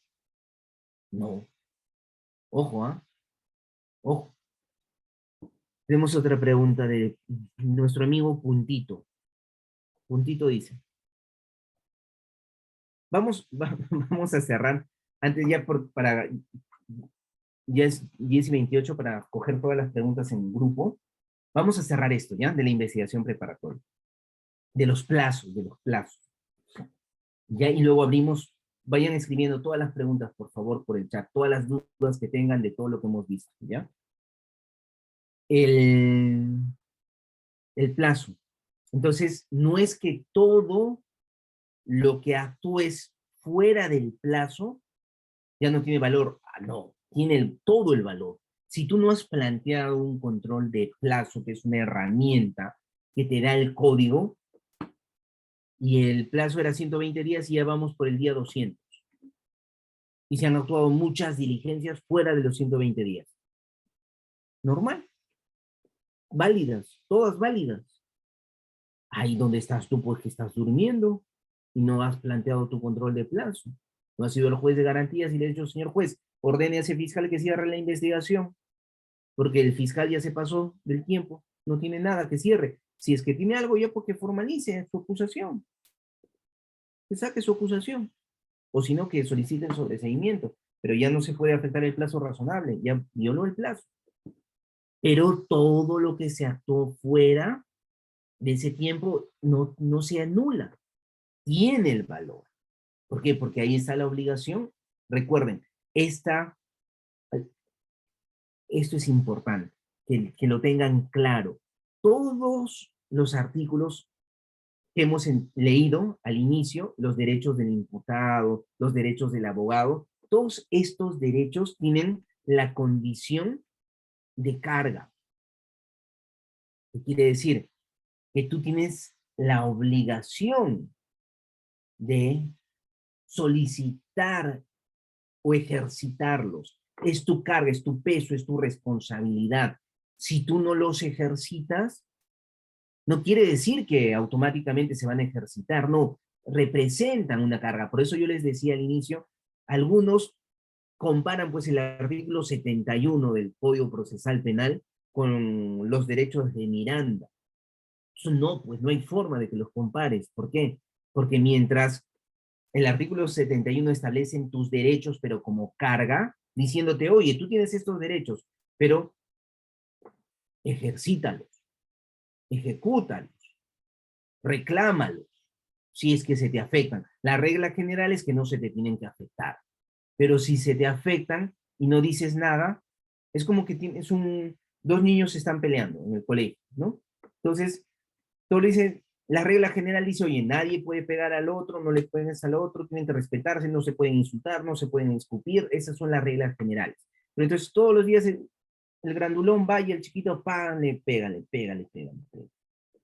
Entonces el chiquito dice, oye, va donde la maestra, que sería como la jueza, y le dice, maestra, ¿esta que me pega? Ah, ¡pum!, castigado. ¿No? Maestra, pero me pegó también ayer, antes de ayer, y me pegó la semana pasada, y el mes pasado también me pegó. ¿Y por qué no me has dicho? Me olvidé, maestra. Ah, pues es igual, ¿entienden? Es igual, si tú no ejerces tus derechos, si no los ejerces, no los haces valer, entonces pasa eso con el plazo. Si tú no ejerces tu derecho de control de plazo, todas las diligencias que se actúen tienen valor, todas. puedes pasarte 500 días, de 120 días. ¿Es culpa de quién? ¿Del fiscal? No, pues es culpa de la defensa técnica que no ejerce esos controles. Es por eso que es muy diferente a los derechos de Miranda. En los derechos de Miranda yo no los tengo que ejercer. En los derechos de Miranda no es mi obligación, yo no tengo la carga. Yo no tengo que decirle al policía, oye, señor policía, tiene que leerme mis derechos de Miranda. O yo en una intervención le digo, ¿sabe qué, señor policía? Según los derechos de Miranda, según la cuarta enmienda de la Constitución Política, usted tiene que, estos frenos. No, es al revés. Entonces es diferente, completamente diferente. Pero eso hay que tener claro en el plazo, ¿ya? Entonces ahora sí, pasamos a las preguntas.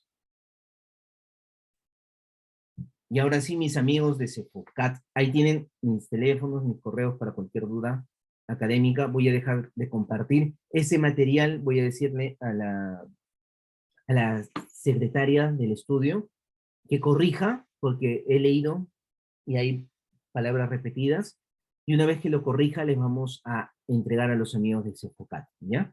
Para que les hagan llegar a ustedes.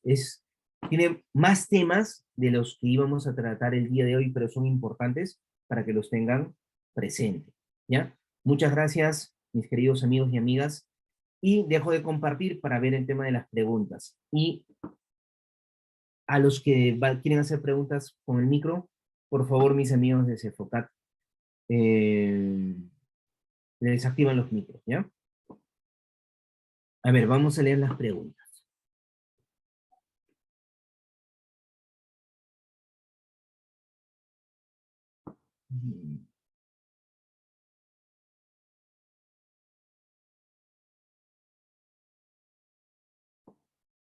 Ya, eso ya hemos contestado, ya hemos contestado. A ver, estábamos en la pregunta de nuestro amigo Puntito. A ver, Puntito dice, doctor, buenas noches. Sabemos que el plazo de investigación preliminar es de 60 días, más su prórroga de 60 días más. Ya claro, el plazo de investigación preliminar puede ser 60 días, puede ser máximo 120 días, pueden ser 80 días, pueden ser 100 días, pueden ser 110 días, máximo 120 días, ¿ya? Más su prórroga de 60 días. Y como el fiscal no emitió disposición alguna, se presenta control de plazo y dictan audiencia. El mismo día de la audiencia, la fiscalía dice en su disposición de formalizar y continuar investigación preparatoria. Eso es legal. ¿Eso es legal? Eso es una pregunta, ¿no? Y en la audiencia el juez declara improcedente el control de plazo. Entonces, ¿es arbitrario lo del juez o se puede apelar? El juez debió declarar fundada el control de plazo. Ya. A ver, vamos a aclarar las preguntas de nuestro amigo Puntito. Hay que tener claro, por eso lo puse al inicio, hay que tener claro, investigación preparatoria es toda una etapa dentro de las 4 etapas del proceso penal, ¿no? Investigación preparatoria, etapa intermedia, juicio oral, ejecución. Dentro de esta etapa de investigación preparatoria, que es una sola etapa, tenemos 2 momentos. Un primer momento, las diligencias preliminares, y un segundo momento, la investigación preparatoria. Estas diligencias preliminares tienen un plazo de 20 días, no 60, 20 días. Ojo, Fiscalía puede fijar otro plazo, sí. Puede decir, ¿sabes qué? Yo con 20 días no hago nada, entonces voy a fijar 40 días, voy a fijar 50 días, voy a fijar 100 días, pues, de investigación preliminar, porque necesito hacer muchos actos de investigación preliminar para saber si formalizo o no formalizo. ¿Quién le pone control? ¿A quién? ¿Quién es el dueño en esa etapa? ¿Quién es el amo y señor? ¿Quién es el rey en esa etapa? Fiscalía. Pues. Fiscalía, ¿el juez sabe que existe un proceso? No sabe, ni siquiera se ha enterado. Ni siquiera se ha enterado que están investigando a nuestro amigo Puntito, lo están investigando por tocamientos indebidos. ¿Se enteró el juez que lo están investigando a Puntito? No se enteró. Entonces, Fiscalía domina toda esa etapa preliminar. Dentro de la investigación preparatoria, esa etapa preliminar está dominada por el fiscal. Entonces, en ese dominio, el código le dice 20 días es el plazo que consideramos razonable, pero el fiscal puede fijar 60, 10, 100, 115. Pero ojo, esto no puede ser irracional, no puede ser irracional.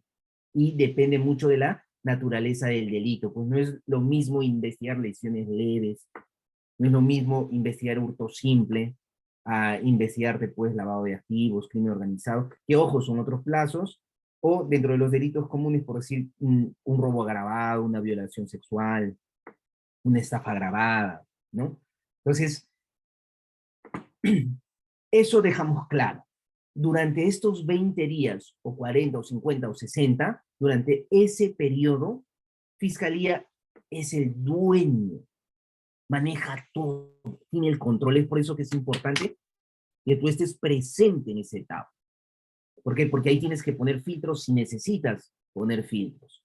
Entonces, Fiscalía maneja esa etapa. Y el puntito nos dice, fijó dentro de su arbitrariedad, porque es arbitrario, él puede fijar el plazo que quiera, fijó 60 días pues para las diligencias preliminares. Entonces yo como buen abogado, dice puntito, yo como buen abogado estaba ahí contando los días, no haciendo los descuentos, contando los días, todo. Y apenas está el día 60 más 1, 61, yo interpongo mi control del plazo. Entonces me voy al juez de garantías, interpongo mi control de plazo. ¿Estás interponiendo control de plazo sobre qué? Sobre la diligencia preliminar, pues. ¿Y por qué estás estableciendo control de plazo sobre la diligencia preliminar? Porque ya fijó 60, ya se pasó, ya estamos en el 61. No. Mi amigo puntito, estás teniendo una estrategia no efectiva, para no decir que estás razonando incorrectamente. Porque recuerden, en el derecho, todos tienen derecho a plantear su postura como quieran plantear. Eso es lo hermoso del derecho, ¿no? Pero hay situaciones que son más efectivas o menos efectivas. Si es que ya venció el plazo, ¿para qué vas a...? Ojo, no es que no puedas, ojo, no es que no puedas, y esto es muy importante. ¿Quién dice que yo no puedo plantear? ¿Cuál es el escenario ideal para el control de plazo? Es la investigación preparatoria cuando ya está formalizada. Ese es el escenario ideal. Ahí empiezo a generar mi conteo de plazo. Ahí, por cuando se formalizó y se comunicó al juez. Ese es el escenario, ¿ya? Pero yo no puedo plantear acaso durante las diligencias preliminares control de plazo. Claro que lo puedes hacer, lo puedes hacer. Y más si es que considero que arbitrariamente, en el ejercicio de su arbitrariedad, el fiscal, que será muy señor de la etapa de investigaciones preliminares, me fijó un plazo irracional, irrazonable. ¿Acaso no me puedo ir al juez de garantías? Claro, el juez de garantías recién se enterará, pues, ¿no? De la existencia de ese proceso, porque ni siquiera sabe que existe el proceso de tocamientos indebidos contra puntito, no sabe que existe. Entonces, ahí lo puedes plantear, pero si ya venció los 60 días, qué es lo más lógico? Que solicites el archivo. En vez de plantearle una tutela, venció el plazo, un control de plazo, solicita el archivo. No, pero el fiscal me odia. Solicita igual el archivo. Va a formalizar, obviamente, pues, cuando pones en tu ejemplo, la fiscalía formalizó y en la audiencia de control de plazo se formalizó y ya se contabiliza un nuevo plazo que puede ser de 120 días y obviamente, pues, el juez, ¿qué va a hacer? Va a declarar, pues, infundado tu control de plazo. ¿Por qué? Porque está sin fundamento, pues tiene un fundamento muy débil. Si estás iniciando la investigación, estás en el inicio de las diligencias preliminares, ¿te vas a plantear control de plazo en esa etapa? Yo no lo haría, no es que no puedas hacerlo, yo no lo haría. ¿Por qué? Porque no es efectivo, pues no es como que agarras tu bala y disparas al aire, ¿no? Ni de casualidad mataste un pajarito. No es efectivo, ¿me entiendes? Entonces, ¿el juez debió declarar fundado? No, ¿no? Ojo,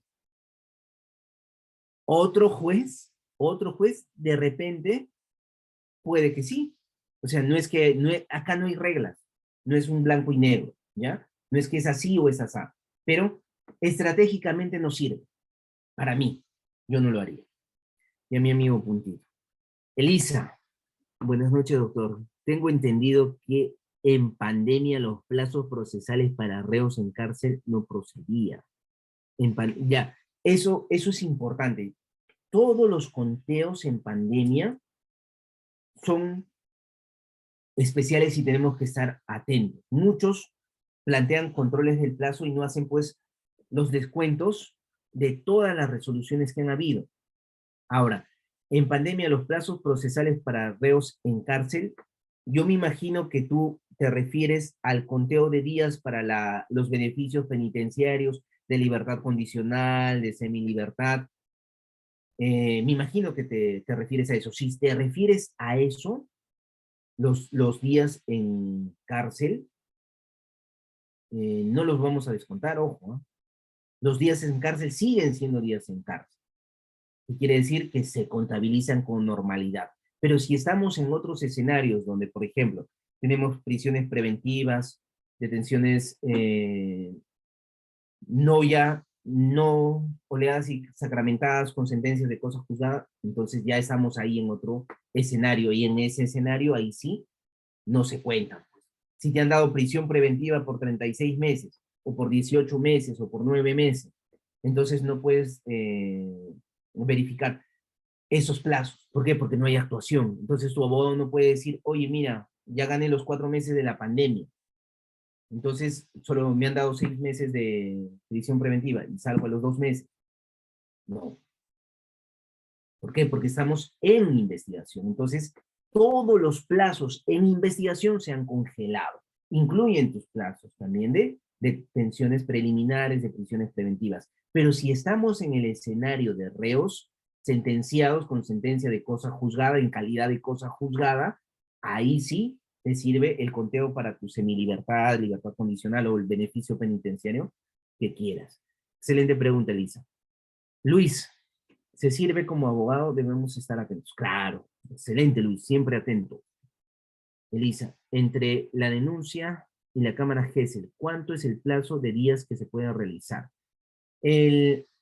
No tenemos una regla dentro de los casos, por ejemplo, si estamos violación sexual, tocamientos indebidos, se entiende que la Cámara GESEL la tenemos que actuar dentro de esos actos urgentes de investigación inaplazables.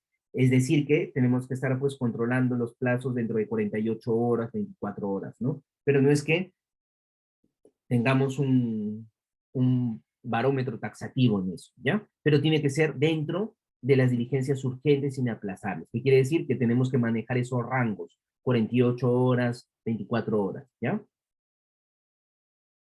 Eh, otra vez, puntito. A ver, el plazo, a ver, puntito, dice, doctor, buenas noches. Sabemos que el plazo de investigación preliminar es de 60 días, más su prórroga 60 otra vez. Y ya te contesté, puntito, ¿ya? Elisa, gracias. Cristian, gracias.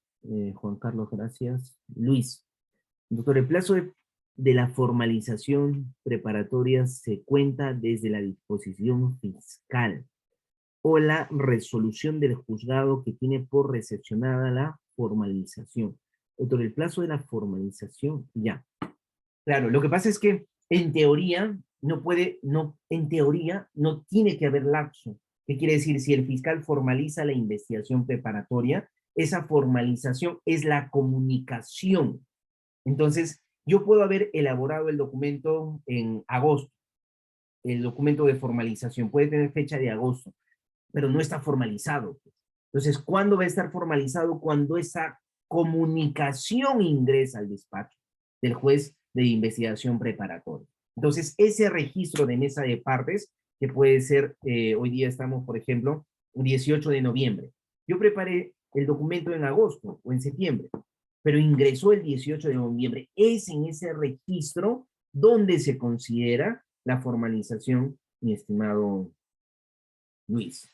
¿Ya? en el registro de la recepción de la formalización, que se evidencia con la fecha de ingreso a mesa de partes del juez de garantías o el juez de la investigación preparatoria.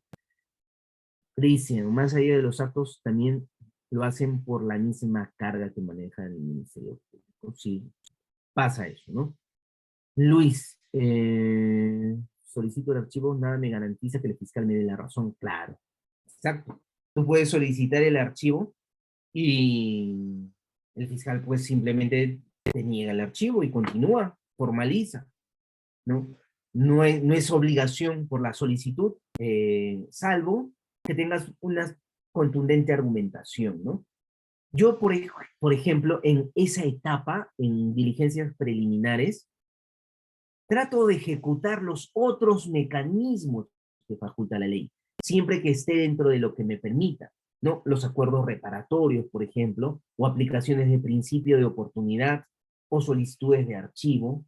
¿Por qué? Porque ese es el mejor momento para componer el problema, sin necesidad de llegar al juez de garantías o llegar a un juicio oral futuro, ¿no?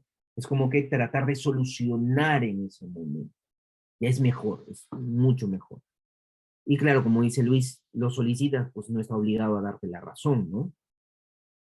Wilson, doctor, buenas noches. En caso que haya recabado la declaración del imputado en investigación preparatoria en la que dijo X, sin embargo, en juicio, cuando decide declarar y declara y dice Y, ¿puede el fiscal utilizar su declaración recabada en investigación preparatoria? ¿O qué mezcla es? Ya, muy bien, Wilson. Como lo hemos comentado en clase, el imputado en nuestro sistema eurocontinental puede decir lo que le da la gana, lo que le da la gana. No tiene derecho a mentir, ojo, ¿eh? No existe ese derecho a mentir, pero tiene derecho a tener la versión de los hechos que él quiera tener. Y si en investigación preliminar dijo A, en investigación preparatoria hizo una ampliación, dijo B, y en juicio oral dice C, no hay problema. Y si fiscalía dice, ¿sabe qué, señor juez? Quiero evidenciar contradicción, solicito la lectura, pues, de la declaración preliminar, solicito la lectura de la ampliación de declaración en juicio oral para evidenciar contradicción. Entonces, obviamente, cuando te toque rebatir el argumento, tienes que plantearle, pues, qué contradicción va a evidenciar el fiscal, ¿no? ¿Qué contradicción si la Constitución Política del Perú le faculta al imputado a declarar y tener la versión de la imputación y tener las versiones de la imputación que quiera? Sé que contradicción es absurdo el pedido del fiscal, es innecesario. Pero, ojo, si es que argumenta solicitando evidencia de contradicción, sería absurdo, pero puede argumentar solamente la lectura de las piezas al evidenciar versiones distintas, puedes solicitar la lectura de las piezas. Entonces, puedes oponerte a eso, claro que sí, pero al final el juez va a decidir, ¿no? Si es que acepta o no acepta esta lectura, ¿ya? Eh, puntito. Otra vez, uy, puntito está bien interesado en hacer preguntas. Doctor, dice si hubiera planteado solicitar archivo en vez de control de plazo. Luego se interpuso control de sobreseimiento. Estoy esperando que citen audiencia de sobreseimiento, pero ya formalizado por el fiscal. ¿Se puede interponer archivo o ya no?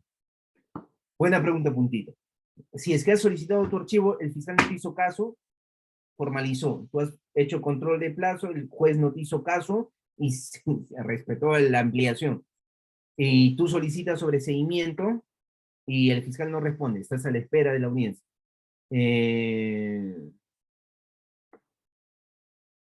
No puede ya. Fiscal, cuando formaliza, pierde ese poder.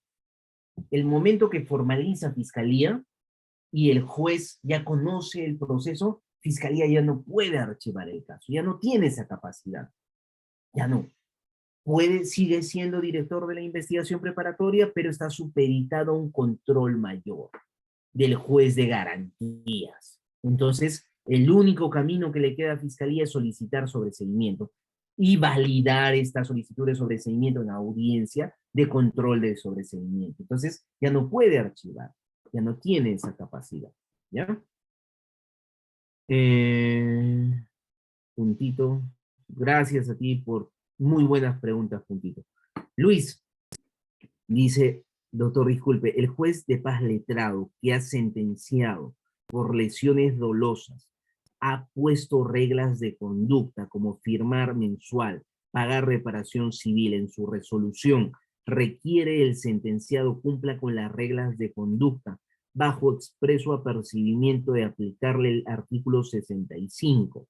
El artículo 65, cuando el agente incumple las reglas de conducta impuestas por razones atribuibles a su responsabilidad, el juez podrá hacerle una severa advertencia, prorrogar el régimen de prueba sin extender a la mitad del plazo inicialmente fijado. En ningún caso la prórroga acumulada sobrepasa 3 años. Revocar el régimen de prueba. Si se cumple, si el sentenciado pese al apercibimiento no cumple, el juez de paz letrado puede revocar la pena. Yo imagino, para más o menos entender el sentido de tu pregunta, estimado Luis, tú quieres, estamos en un proceso de falta con un menor infractor, ¿no? Me imagino, un menor infractor. Entonces, ahí ha habido una sanción que no se ha cumplido. Entonces, ¿puede el juez revocar la pena? Claro que sí, está dentro de su facultad. Porque recuerden, todas las reglas que se imponen en las resoluciones tienen que ser cumplidas. Si no son cumplidas, están sujetos a sanción, ¿no? Y hay distintas sanciones, una de ellas es la revocación. Slim nos dice, pero se podría utilizar la técnica del refrescamiento de memoria o la técnica, ya mira, esa técnica de refrescamiento de memoria. En el caso de la declaración del imputado, miren, ahí es bien simple. Eso lo usan pues para testigos, ¿no? Pero para el imputado no, porque imagínate que un fiscal quiere usar eso, pues no estás diciendo, tu cliente está diciendo otra cosa totalmente diferente a lo que dijo. Quiere sacar su declaración para evidenciar contradicción o hacerle refrescamiento de memoria. Ahí simplemente tú qué haces, te opones. Mi cliente sabe que no va a contestar más preguntas del fiscal. Punto. No más preguntas del fiscal, punto. ¿Tú qué crees que el juez te va a obligar, oye, no tienes que contestar, y aquí se declara, tiene que contestar? No. O sea, ¿qué refrescamiento de memoria? Nada. No contesta más preguntas del fiscal, señor juez. Ahí, ¿para qué lo trajiste? ¿Por qué? Porque es imputado, pues porque quiere declarar, pero él ya no quiere. Entonces, no estamos en el sistema americano. En el sistema americano te sientas y ya perdiste. Tienes que declarar sí o sí todo. Y el sistema americano es tan rico en su declaración que si alguien de las partes mencionó un nombre, por ejemplo, Slim está declarando, y Slim en su declaración sí, sí, pero la culpa de todo fue de Puntito. Puntito trajo todo el mal a mi casa, ¿no? Entonces, Puntito no existía en el proceso, pero como lo citó Slim en su declaración, llamen a Puntito. ¿Te das cuenta? ¿Tú crees que ahí ya precluyó la etapa de presentar prueba? El fiscal no sufrase principio procesal de preclusión, no pueden presentar, sino, o sea, es absurdo. Eso es un sistema práctico, donde tú tienes que enfocar y desarrollar el proceso. Si alguien referenció a alguien, traigan al que han referido, porque prueba de referencia no se admite. ¿Te das cuenta? Sistema garantista. ¿Se acuerdan del juicio de Johnny Depp y Amber Heard?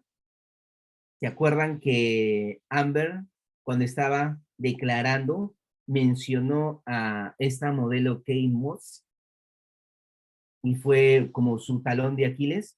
Porque la mencionó para decir, pues, que, oye, me acuerdo que una vez Johnny Depp le empujó a Kate Moss, ¿no? Porque me contaron. ¿Y Kate Moss estaba dentro del proceso? No, nada tenía que ver con el proceso. Pero basta que la señaló ¿Y qué hace la defensa técnica? Señor juez, solicito se cite acá la autorización para que declare la señorita Keimos que ha sido mencionada por la investigada, o por la denunciante, o la supuesta agraviada. Y se hizo la declaración, ¿no? Como ella vive en Inglaterra, se hizo la declaración virtual y negó. ¿Se dan cuenta cómo funciona el sistema? Acá tienes un medio de prueba relevante, y ya estás entrando a juicio y lo quieres presentar como prueba nueva, y te dicen que no, que lo has tenido que presentar en etapa de investigación preparatoria, lo has tenido que presentar antes, en la etapa intermedia, y ya precluyó, y es relevante para el proceso. Imagínate, te hacen entrar a juicio sin una prueba relevante. Entonces, ¿qué clase de sistema? Cuando el derecho a probar es un derecho constitucional y el derecho de preclusión es un derecho procesal. ¿Qué rango tiene más? ¿Una norma de carácter procesal o una norma de carácter constitucional? O sea, es increíble en nuestro país. Pero ya, eso es para comentar en otro momento. ¿Ya? Luis, doctor, pero estamos hablando de que las lesiones del quantum atención facultativa no superó los 10 días, por eso no fue delito, y lo derivaron al juez de paz letrado, allá, no es de un menor infractor, y se llevó como proceso de faltas. La pregunta es, ¿puede el juez de paz letrado revocar la pena y ordenar su internamiento en el penal?